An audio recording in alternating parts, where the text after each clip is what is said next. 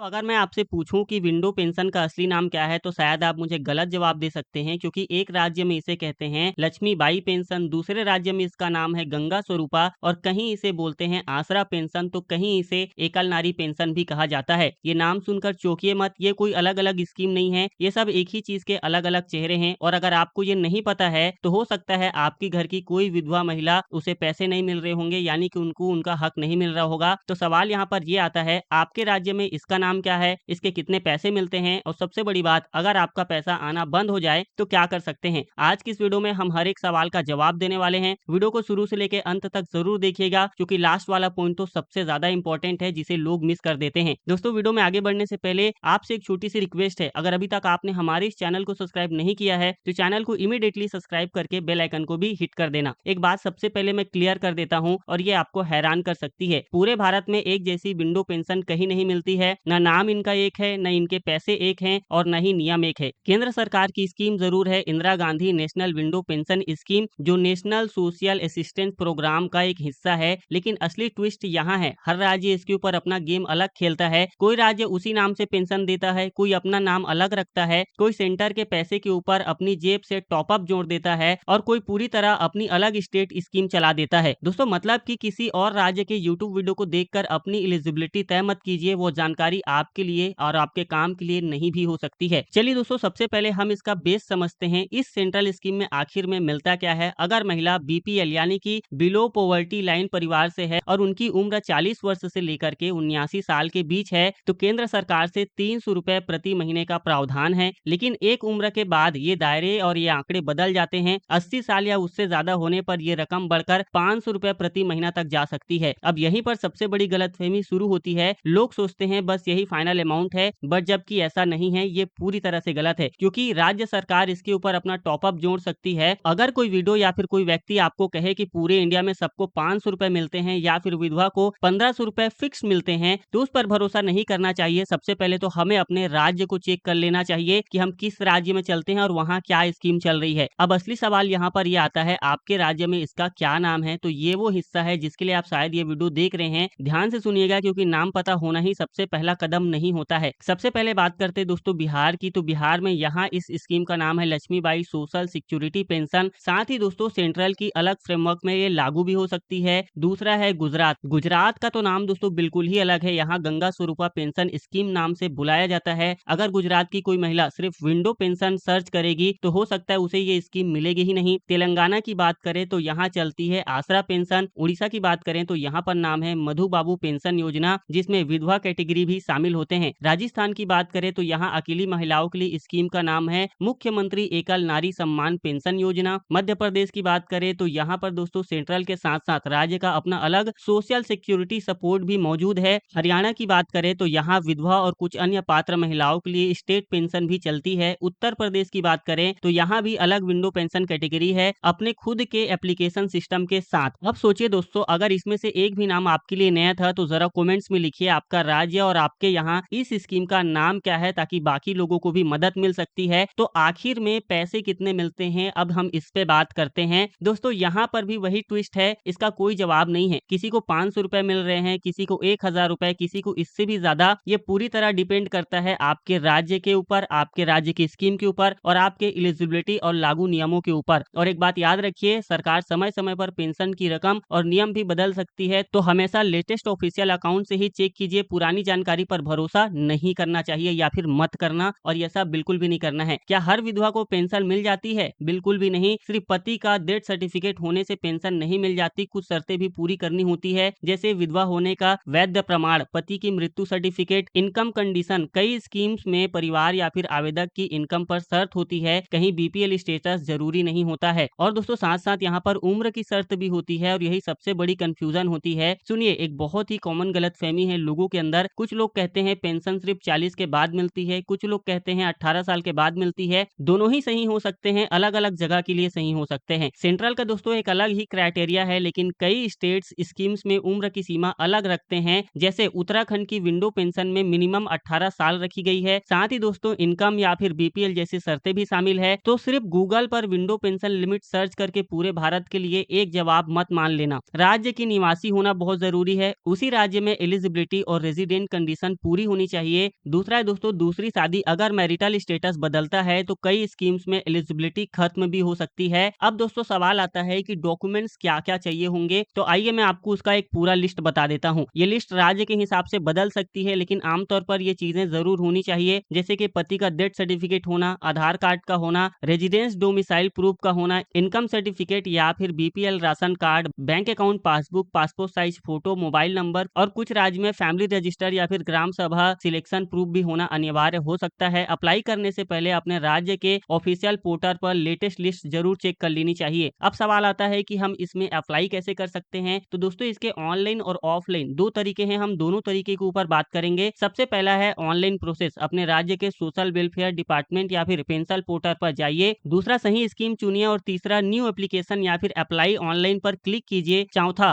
पता, नाम, उम्र और बाकी डिटेल्स भरिए। पांचवा डॉक्यूमेंट्स अपलोड कीजिए, बैंक डिटेल ध्यान से भरिए। और छठवा सबमिट करने के बाद एप्लीकेशन नंबर जरूर सेव कर लेना चाहिए। आप गवर्नमेंट के माई स्कीम पोर्टल का इस्तेमाल करके भी अपनी एलिजिबिलिटी के हिसाब से स्कीम ढूंढ सकते हैं, लेकिन फाइनल कंफर्मेशन हमेशा ऑफिशियल स्टेटस पोर्टल से ही लीजिएगा। अब दोस्तों हम बात करते हैं ऑफलाइन प्रोसेस के बारे में। अगर ऑनलाइन अप्लाई करना नहीं आता तो घबराइए मत, आप जा सकते हैं ग्राम पंचायत ऑफिस, नगर पालिका, नगर निगम, सोशल वेलफेयर ऑफिस, तहसील के पास, ठीक है। और दोस्तों एक जरूरी चेतावनी, किसी भी अनजान एजेंट को बिना पूछे पैसे मत देना। पहले पूछ लीजिए क्या ये ऑफिशियल सर्विस है या फिर निःशुल्क है, क्या रसीद मिलेगी, तभी बात आगे बढ़ा सकते हैं। अब दोस्तों हम बात करते हैं पेंशन मंजूर हुई या फिर नहीं हुई, ये हमें कैसा पता चलेगा। स्टेटस पेंशन पोर्टल पर जाकर एप्लीकेशन स्टेटस, बेनिफिशियरी स्टेटस या फिर पेंशन स्टेटस चेक कीजिए। कहीं एप्लीकेशन नंबर चाहिए होगा, कहीं आधार या फिर रजिस्टर्ड डिटेल्स चाहिए होंगे। अगर दोस्तों आपको ऑनलाइन स्टेटस नहीं मिल रहा है तो अपने एक्नॉलेजमेंट के साथ लोकल ऑफिस जाइए और दोस्तों एप्लीकेशन नंबर कभी मत खोइए। अब सबसे बड़ा डर होता है पैसा आना बंद हो जाए तो हम क्या कर सकते हैं, ये वो हिस्सा है जो सबसे ज्यादा लोग स्किप कर देते हैं और यही सबसे बड़ी जरूरी चीज है। मान लीजिए पेंशन पहले आ रही थी, अचानक एक महीने से बैंक अकाउंट में पैसा नहीं आया, तो सबसे पहले इसके लिए हमें घबराना नहीं चाहिए। ये चीजें हमें चेक करनी चाहिए, जैसे कि बैंक अकाउंट एक्टिव है या फिर नहीं है, बैंक अकाउंट नंबर सही भरा गया था या फिर नहीं, आधार और बैंक डिटेल्स में कोई मिसमैच तो नहीं है, कोई वेरिफिकेशन या फिर रीवेरिफिकेशन पेंडिंग तो नहीं है, एलिजिबिलिटी में कोई बदलाव तो नहीं हुआ है। और सबसे जरूरी बात, बिना जानकारी के ये मत मान लीजिए कि सरकार ने पेंशन बंद कर दी है। पहले अपने ग्राम पंचायत, लोकल वार्डी या फिर सोशल वेलफेयर ऑफिस में असली कारण का पता लगा सकते हैं आप। अब दोस्तों हम उन गलतियों के ऊपर बात करने वाले हैं जो एप्लीकेशन को बर्बाद कर सकती है। इसे ध्यान से सुनिए क्योंकि यही गलतियां सबसे ज्यादा एप्लीकेशन रिजेक्ट कराती हैं। सबसे पहला गलत जानकारी भरना, नाम, उम्र, पता या फिर बैंक डिटेल्स में गड़बड़ी का होना, आधार और बाकी डॉक्यूमेंट्स में नाम मिसमैच होना, स्टेटस स्कीम कंडीशन को बिना समझे अप्लाई कर देना, अधूरे या फिर गलत डॉक्यूमेंट्स डालना, एप्लीकेशन नंबर और एक्नॉलेजमेंट सेव न करना। और सबसे जरूरी बात, फॉर्म भरने के बाद सारे स्क्रीनशॉट और सारे डॉक्यूमेंट्स की कॉपी आपके पास संभाल के आपको रखनी चाहिए। अब दोस्तों सवाल आता है दूसरी शादी और दूसरी स्कीम्स में क्या होगा